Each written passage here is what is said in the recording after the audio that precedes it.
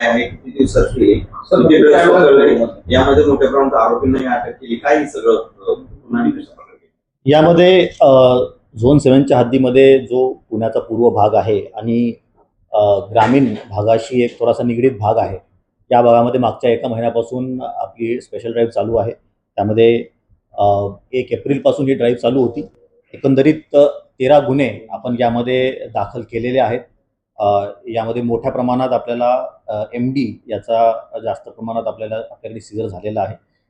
यामध्ये रूपरेषा ही ठेवलेली आहे, एक स्ट्रॅटेजी ही ठेवलेली आहे की एखाद्या पेडलर वर रेड करणे आणि त्यांना बॅक ट्रॅकिंग करत मुख्य स्रोतापर्यंत पोहोचणे याच्याबाबत आपण कारवाई केलेली आहे. यामध्ये टोटल आपल्याकडे 290 साधारणतः ग्राम MD सापडलेला आहे. काही गांजा आणि इतर काही MDPS सबस्टन्सेस सापडलेले आहेत.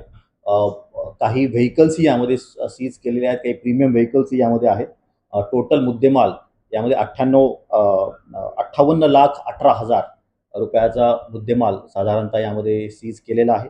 13 गुन्हे दाखल केलेले आहेत आणि 13 आरोपी सध्या निष्पन्न आहेत. पुढील तपास पण चालू आहे आणि पुढील काही लिंकेजेस आपल्याकडे लागलेले आहेत. मुख्य प्रमाणात MDचा जो सप्लाय या रॅकेटमध्ये दिसून येत आहे तो राजस्थानमधून दिसून येत आहे आणि नक्कीच त्याचाही पुढील तपास करण्यात येईल. या सगळ्या गुन्ह्याचा एकमेकाशी काय संबंध आहे? काही गुन्हे नक्कीच यामध्ये संबंधित आहेत. फॉर एक्झाम्पल वाघोली, लोणीकन आणि खराडी या भागामध्ये जे गुन्हे दाखल झालेले आहेत त्यामध्ये काही कॉमन आरोपी आपल्याकडे निष्पन्न आहेत आणि नक्कीच त्याच्यामध्ये त्यांच्यापर्यंत पोहोचण्याचा आपला प्रयत्न चालू आहे. नेमकं कुणाला देत होतं म्हणजे शाळकरी विद्यार्थी किंवा कुणापर्यंत पोहोचवतो त्याचाही तपास यामध्ये झालेला आहे. एक पर्टिक्युलर ग्रुप यामध्ये सांगता येणार नाही, पण काही IT प्रोफेशनल्स पण यामध्ये आहेत.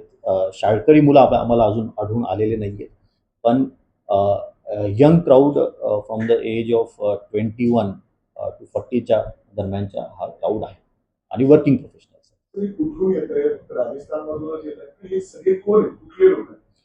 जे पेडलर्स आहेत यामध्ये आपल्याला जे दिसून आलेलं आहे ते लोकल बॉयजेस आहेत, ज्यांनी स्वतः घेणं सुरुवात केली आणि त्यानंतर मग पुढे विकणं सुरुवात केली इन ऑर्डर टू त्यांच्या स्वतःच्या सेवनाला फायनान्स करण्यासाठी. पण यामधले जे प्रोव्हायडर्स, जे होलसेलर्स आपल्याला दिसून येत आहेत, काही राजस्थानी यामध्ये आहेत.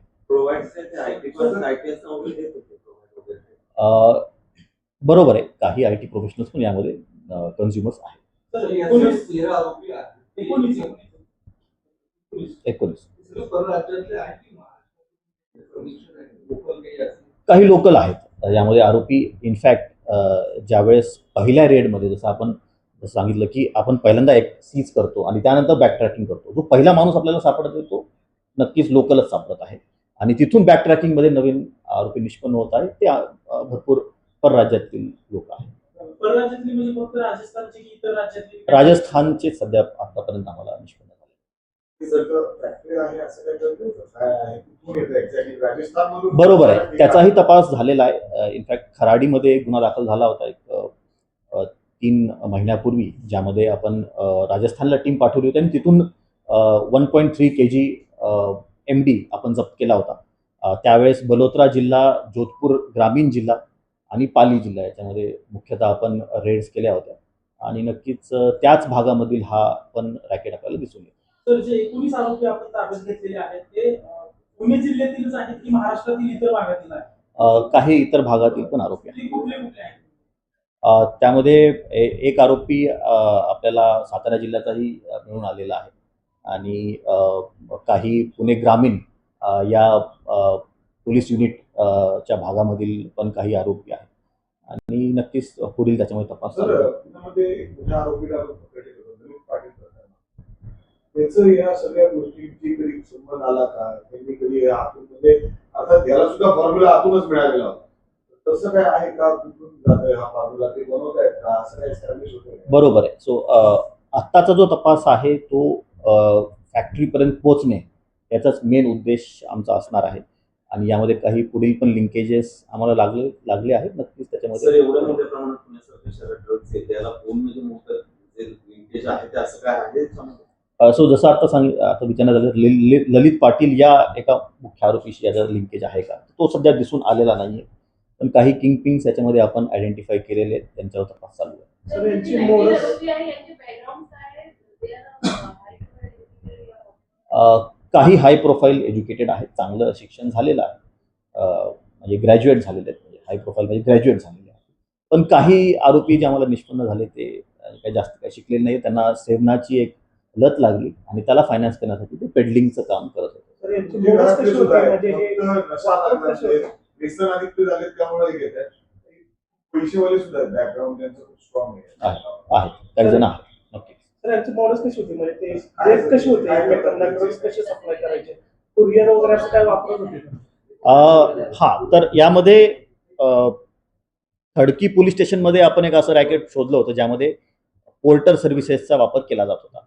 या गुन्ह्यामध्ये तसं काही दिसून आलं नाही, कारण ते त्याप्रमाणे सावध झालेले आहेत, कारण आपण हे हायपर लॉजिस्टिकल ॲप्स जे आहेत त्याच्यावर पण निगराणी ठेवत असतो, त्यामुळं त्याचा याच्यामध्ये वापर झालेला नाही आहे. बेसिकली वन ऑन वन हे ट्रान्झॅक्शन झालेले आहेत, म्हणजे ओळख असेल तरच ट्रान्झॅक्शन होतं, त्याच्याशिवाय होत नाही. त्याप्रमाणे ते बरोबर म्हणजे ऑनलाईन नाही, it's one two one, no nothing in parties और कोणत्या रेस्टॉरंटमध्ये किंवा कोणत्या पबमध्ये याचा डिस्ट्रीब्युशन सध्या आत्तापर्यंत आम्हाला निष्पन्न झालं नाही आहे. वन टू वन जे त्यांचे प्रिव्हियस कस्टमर्स आहेत किंवा एखाद्या कस्टमरने दुसऱ्या कस्टमरला जोडून दिलं, जो त्याचं रेफरन्सनेच तो विकत होता. तर मग किती लोकांमध्ये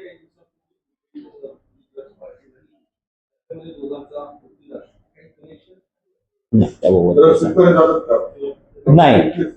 सर यांनी किती लोकांपर्यंत आतापर्यंत ड्रग्स विक्री केलेली आहे काय त्याचं काय माहिती? एक्झॅक्ट आकडा सांगता येणार नाही. आतापर्यंत आम्ही कोणत्या कन्झ्युमरला आरोपी केलेलं नाहीये. त्यांच्याकडे रिकव्हरी झाली तर नक्कीच करणार, आणि फोकस कन्झ्युमर्स बाबत हा असायला पाहिजे की त्यांना समुपदेश किंवा त्यांचं जे पण ट्रीटमेंट आहे व्यसनमुक्तीचं त्याच्यावर फोकस असायला पाहिजे. सो त्याच्यावर त्यांना आरोपी आतापर्यंत केलं नाही, पण आम्हाला कॅश आणि ऑनलाईन दोन्ही. उत्तमनगर पोलिसांनी कारवाई केली होती काही दिवसांपूर्वी, ज्याच्यात त्यांनी डायरेक्टली जे कन्झ्युमर्स आहेत गुगल पे वरून जसं काही डेटा काढला 100 पेक्षा अधिक होते. याच्यात ते आपण शोधणार आहोत की एकूण किती हे सगळे लोक आहेत किंवा आपण ऑलरेडी शोधलेले आहेत. आपल्याला आयडिया आहे की एक्झॅक्टली प्रत्येक पेडलरचे किती पुढे कोणापर्यंत तो जात होता त्याचा तपास चालू आहे. काही प्रमाणात झालेला पण आहे काही पेडलर्स, आणि नक्कीच त्याच्यामध्ये पुढे रिकव्हरी जर का त्या पर्टिक्युलर कन्झ्युमर्स कडून झाली तर नक्कीच त्यांना आरोपी केलं जाईल. तर या प्रकरणामध्ये फक्त त्यांनी हायपिक्स लोक किंवा हाय प्रोफाईल नाही, नॉट नेसेसरी. यामध्ये जो कन्झ्युमर त्यांना भेटतो, जो त्याचा स्ट्रॉंग रेफरन्स असतो त्याला त्यांनी विकलेला आहे. काही यामध्ये एज्युकेटेड चांगल्या जॉबचे पण काही कन्झ्युमर्स आणि पेडलर्स आहेत, आणि काही एकदम लोअर इकॉनॉमिक बॅकग्राऊंडचे पण आहेत. 19 नाही, सध्याच्या प्रश्नात 2-4 जे मेन आहेत जे करतायत त्यांची नावं नाहीत सर. नावं आम्ही टाकले नाही, कारण ऑलरेडी त्याच्यामध्ये तपास ऑलरेडी चालू आहे. त्यामुळे आम्ही नावं टाकली, काही जणांची नावं मी रिलीज करू. ओके.